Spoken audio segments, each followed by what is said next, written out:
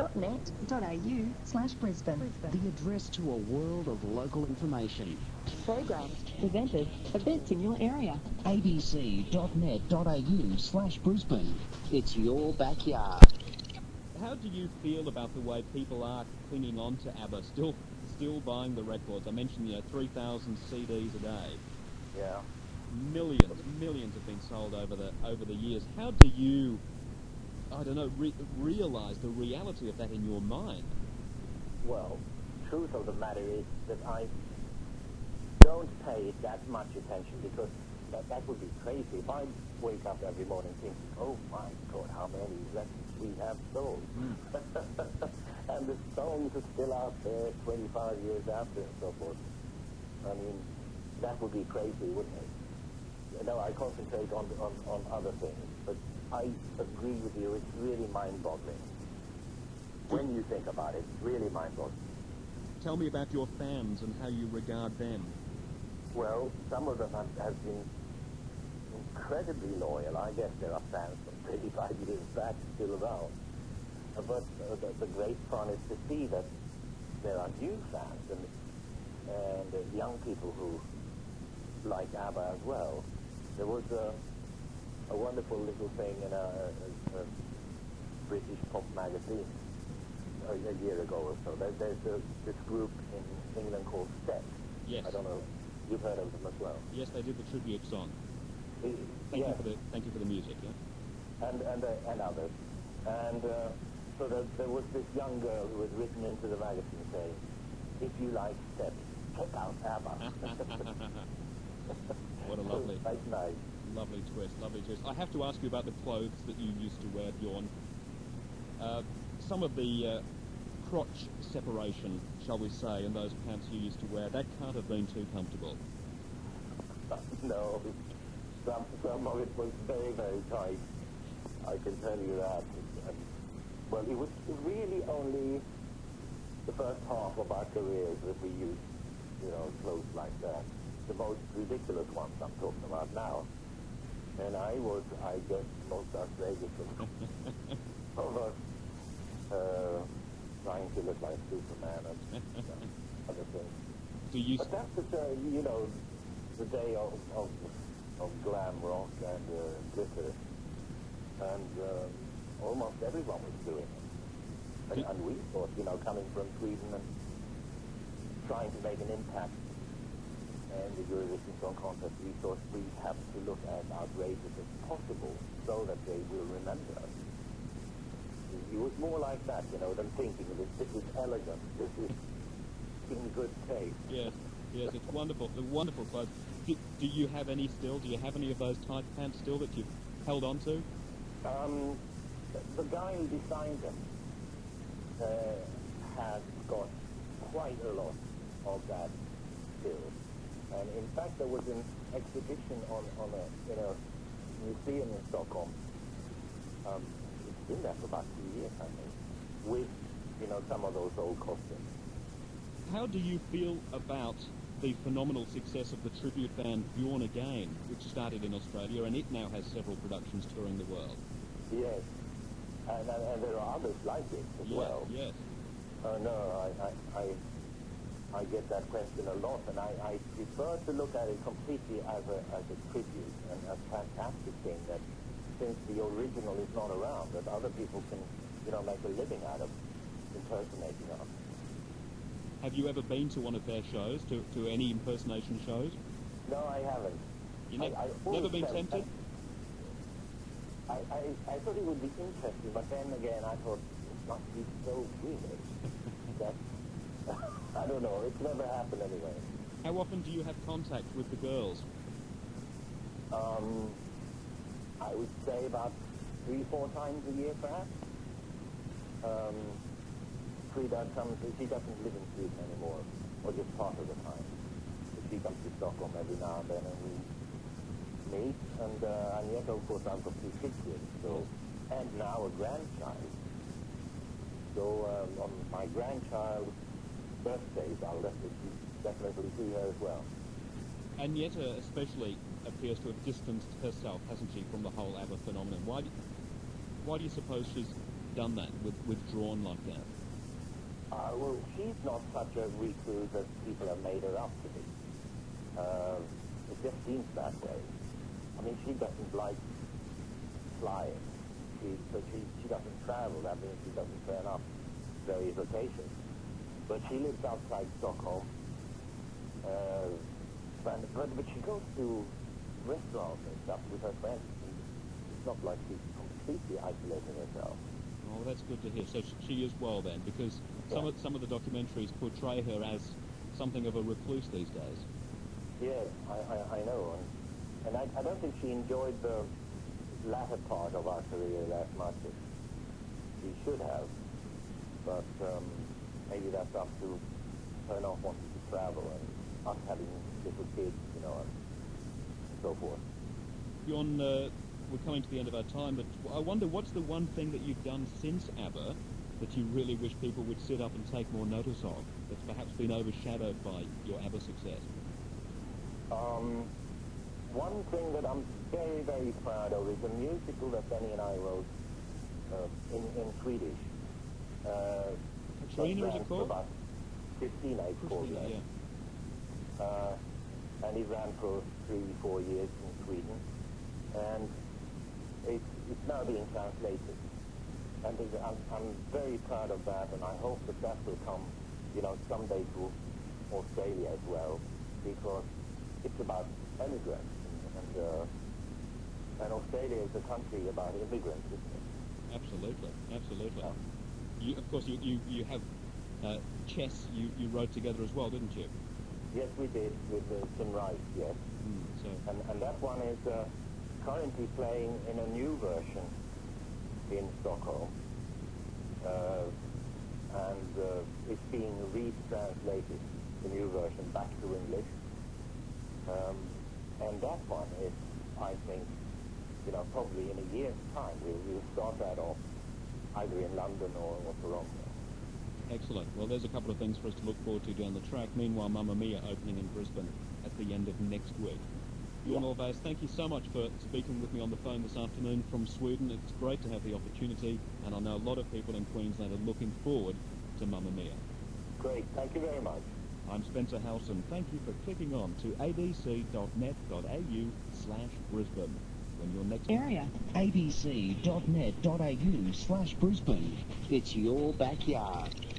Bjorn, what is your, and here's a terribly cliched question, but what is your all-time favourite ABBA song?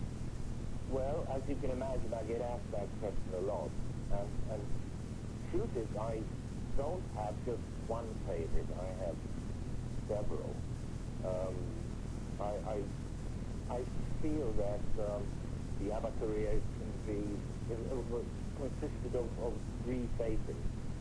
The first phase represented, I think, by Mamma Mia, SOS. The second one, perhaps, by Dancing Queen and Commando. And the last one by Winner Takes It All. So it's very difficult for me to just pick the one, you know. That's understandable. Do you know which song has been played the most often on radio over the years? I think that is probably Dancing Queen. And what do you put that down to? Well, lately, the past 10 years or so, it's become kind of a big disco thing that they play towards the end of the night and things like that. So it's sort of a cult song in that respect. And I guess that has helped putting it on the radio very often as well. How do you feel when you hear an ABBA song? What do you do when you hear an ABBA song on the radio? You mean if I switch it off? Well, that's what I wonder. Do you keep listening or do you switch off? Sometimes I keep listening, sometimes I change channels, depending on what song it is. Ah, yes. And what song always makes you switch channels then? I wouldn't tell you that, no. That has to remain a secret. But I think, it's kind of strange because I feel most of the songs still sound quite fresh, not dated as you would have imagined, but maybe that's just me. No, I think that's why you're still selling 3,000 CDs a day, around the world because it still has something that it had 30 years ago. Yes, that's true. I read that that Neil Sedaka co-wrote the English words to Ring Ring. Is that right? That is correct. Yes, we thought we would, try to approach someone famous for the translation. And I didn't translate that much at that time. So Stig Anderson knew Neil Sedaka from before, and he said yes, did it. Did you continue to use English songwriters to translate the lyrics after that, or was that a one-off? That was a one-off. It was more like a gimmick, having, the name Sedaka on the credit, more than we actually needed a translation. So does he still get royalties from that? I'm sure he does, yeah. I saw a Björn doll on the internet. Do you have your own Björn doll, Björn? No, is there one? I have to have a look at that. I didn't know there existed one. Oh, well, I would have thought that you would have known everything that has the ABBA name on it. Maybe it was a naughty doll. Maybe someone had just made it themselves. I'm not entirely sure. But there has been some pretty crazy merchandise, no doubt, over the years with the ABBA name on, has there not? Yeah, there has been. And in the beginning, we didn't have much control over that. We were, frankly, not that interested. So people manufacture the most ridiculous things around the world. But, of course, these days we have complete, control over it. Well, you have to be. You have to be these days. And I noticed that the website ABBA.com has a cyber squatter on it. So is that something that you're fighting to get for yourself? A cyber squatter for myself? No, what I'm saying is the website ABBA.com you don't own, I believe. That's owned with a record company. Okay. If you mean the official one. Well, there's an official website which I think is ABBAworld.com or it's ABBAsomething.com. But if you just type ABBA.com into an internet browser, it's not an ABBA website. It's someone who has taken that name and they're waiting, presumably, for you guys to buy the name back from them. Oh, I see. Okay. Well, I'll have to investigate that. I didn't know that. That's something that I think Madonna had a similar fight last year or the year before, and she won the right to have Madonna.com back again for her. Well, I'll leave you to pursue that then. But the name ABBA, it's pure genius using your initials, but I believe there was actually a company called ABBA, and you actually had to ask their permission if you could use the name. Yes, there is a very famous company in Sweden. It's a pitch cannery industry, really. And it's huge. And so, we had this competition in a Swedish newspaper because we didn't know what to call ourselves.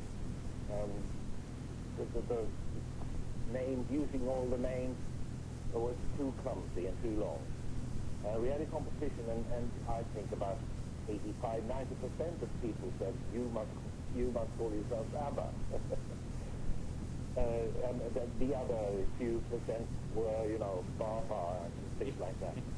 So it was decided. And then we called the fish cannery company and said, can we use the name? And they said, yes, as long as you behave and don't dabble in fish cannery. Are they still around? They are very much so, yeah. So you can buy ABBA fish in Sweden. You can. It's very funny because people, it's so well known that when they see these cans, they don't think about the group, which they would in all other contexts. But does ABBA mean something in Swedish then, the word ABBA? No, it doesn't. So why did they come up with the name? AB is limited, as in, something limited. Yes. And the brothers Amo, they happen to, the founders call themselves, so that became ABBS. Thanks for clicking on to abc.net.au/Brisbane. Coming up in part 3, how Björn felt when ABBA split up, the $1 billion deal that nearly brought them back together again, and creating the musical Mamma Mia.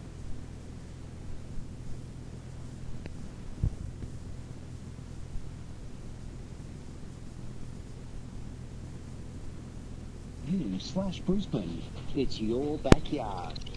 How did you feel when things started to fall apart for ABBA?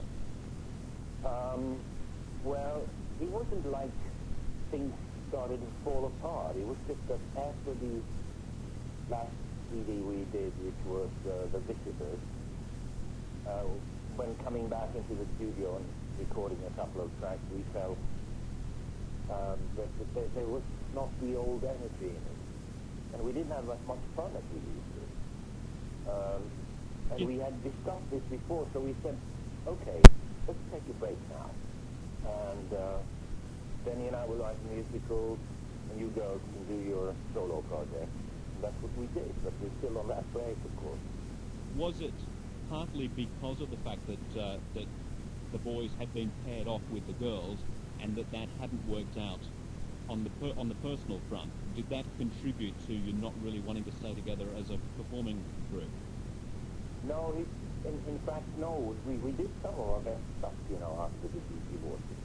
Funnily enough, a thing like that can be creatively very good for you. And so we did, for instance, Winner Takes It All, yes, after divorces, and a couple of more really good tracks. So no, that was not the thing. It was amazing that we actually could work together after the divorces, but that was the fact we could. The way we reasoned was that we had so much to give, and we're such a good combination, so why not continue, even, put the personal things aside. And we managed to do that. Have you ever seriously considered getting the band back together, say for an anniversary tour, this being the 30th year, for instance? Yeah, no. Well, we considered that seriously like 2, 3, 4 years after the split-up, but not now, not anymore.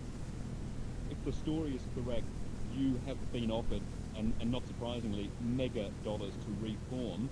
And well, I understand that it actually was a difficult decision for you because of what you could have done with the money, building a hospital or putting it into some sort of charity. Is that right? Yeah, that's true. You're referring to, we had an offer of $1 billion for getting together for a year, playing 100 gigs around the world and all kinds of other things. And it was a serious offer, so we discussed it. For reasons that you mentioned, you can do something really good with that. But on the other hand, on the personal front, we felt, that would take 10 years out of our life because of the stress and everything happening, and not least of all, facing disappointment, every gig for 100 gigs in 1 year. What if people didn't turn up? Disappointment from the audience is what I'm talking about. So better to leave them with what they remembered than try and recreate it, in other words. Exactly how you read. You never played Brisbane, so with Mamma Mia opening here at the end of next week, it's the closest that we've come to having ABBA perform here. Give us an idea what will happen to Brisbane when Mamma Mia opens. What has happened in other cities where it's played? Will we be going ABBA crazy all over again?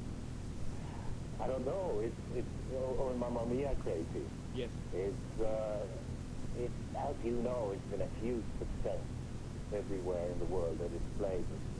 And we have now, I think, 7 productions worldwide going on at the same time. And people will be most probably queuing, and they will have a good time, is what I think and hope, because it's great fun, lots of laughs, and very uplifting. But you two, you and Benny, didn't write the story. Is that right? I mean, can you just explain who's written the musical or how it actually came together? It was actually my co-producer in London, Judy Kramer. She came up with an idea for a TV special at that time. This is 10, 12 years ago. Based on ABBA songs, but with a little story around it. And I said, yes, if you can get a good script writer, and I can read a script, and I'll say yes if I think it's good. Somehow that never happened until about 5 years ago when she met a woman called dramatist called Catherine Johnston from England. And she was the right one, and I met her as well and thought so as well. And she started working on it and came up with this fantastic idea about her mother and her daughter and a wedding on a small Greek island. And but the fascinating thing was really working on it, because I said from the beginning, the ground rules are that we have to use the original lyrics, and we have to see if that is possible, to weave a story around that. And the construction was amazing and such a challenge and an experiment that I loved every minute of it. How much involvement do you have when a new production starts up? I go to final auditions, which is when the casting company has seen thousands. I get to see about 20 of the best. Before that, usually I would have gone for some kind of promotion trip, and then I turn up the last week and for the opening night as well. And does Benny have the same hands-on involvement as you have? No, he doesn't. Not in this case. Not with Mamma Mia? No. Has it been your project from the beginning? He hasn't actually been involved in it? It has been more of my project than his this time, yes. Just when you say this time, you mean in Australia or the project overall? No, I mean this project, Mamma Mia, okay. as a whole, yeah. abc.net.au/Brisbane. In part 4, still selling 3,000 ABBA CDs every day. The fans, the young fans, the tribute shows, Björn's proudest achievement since ABBA, and the truth about Agneta. Afternoon from Brisbane, Australia, and welcome to ABC Local Radio Queensland. Thank you very much. We're of course talking to you because of the opening of the musical Mamma Mia in Brisbane at the end of next week, and Brisbane is about to be, I suppose, overtaken again by ABBA fever. And I wonder if we can just first of all wind the clock back, and if you might tell us how you and Benny first met, how you got together, how all this began. Well, this is a long time ago. This is probably around 65 or something like that. And we were both playing in 2 different bands. And we were, during the summer, the tradition is here to play, lots and lots of gigs. So we were maybe playing 100 gigs during the summer. And one of those, they had just finished, and we came in, and that's physically actually where we met for the first time. He knew about me, I knew about him, and later that night we were having a party because we were joining the military service in my group. And we said, well, why don't you join us? And they did, his group did, and it winded up with Benny and me and 2 guitars in a park in the morning. So that's how it started. Just like that. And so you were off on military service at that point, were you? Yes, we were just beginning that very night when I first met him.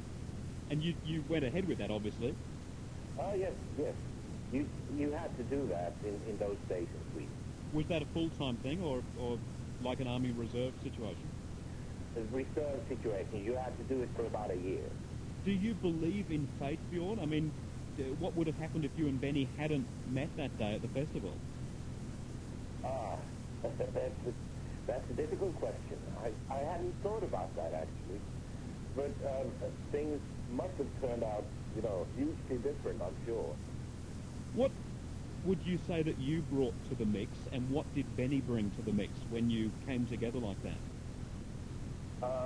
Well, we were both writing songs at that time. We both inspired by the Beatles, mostly, and the Beach Boys, another group. And we had a huge interest in writing. So that's what, the big combination in the beginning. Then later on, Benny became more focused on music, and I became more focused on lyrics. But that was that's just recently, because during the ABBA period we wrote the music together, and then I would write the lyrics. And when did you first perform as a foursome? Was that 1970? We had performed on, we went on holidays and things together, and we actually performed publicly on one of those holidays, and that must have been, as early as 1970, I guess, yeah. And at that... We never thought of forming a group then. It was just, for fun. So, and I think 1972, the spring of 72, so to the month probably 30 years ago, was when you released your first song as ABBA, which was People Need Love. So how did you get from performing as a bit of fun on holiday to actually getting together as ABBA? Well, we thought, that there was a good sound to it. And the girls had helped us out with backing vocals and things like that. And there was, and we wanted, at that time we were doing cabaret stuff and boring stuff in Sweden. We wanted to get out of that. We wanted most of all to do pop in English. And we thought, this is a good vehicle for that. So that's why it happened. But it was more or less of a hobby still, even in those days. Even though you had both been in successful pop groups? Yeah. It became serious, I think, in 73, the Eurovision Song Contest. That's when we actually became a group. Now, the 73 Eurovision Song Contest, you didn't actually represent Sweden, but 74 you did, is that right? That's right. The 73 Song Contest, there's a national song contest before the European one. And so we had entered that one with a song called Ring Ring. But we came number 3 or something, which was good because next year we had Waterloo. Did you know that Eurovision would break you if you could get on it, and better still if you could win it? Did you know that before you got there? We thought we had a good chance, not of winning. I never dreamed about that, but I thought that if we could be exposed to so many people, I mean, it's 600 million or something, we could perhaps make an impact, and that would launch our career. Do you still watch the Eurovision Song Contest every year? If I can. I watch it more, as a competition, because there's never any good music coming out of it anymore. It's just so extraordinary that the format has stayed the same. Yeah. Sweden, can we have your votes, please? I mean, it's the same as it was 30 years ago. Absolutely, the very same thing. And it's probably the only slight thing that's changed is that people at home can vote now in some countries, but apart from that, it's exactly the same. Yeah, I think the Europeans wanted to stay the same as well. This is abc.net.au/Brisbane. Coming up in part 2, what is Björn's favourite ABBA song? Which song has been played most often on radio? Protecting the ABBA name, cyber squatting, and where to buy ABBA canned fish.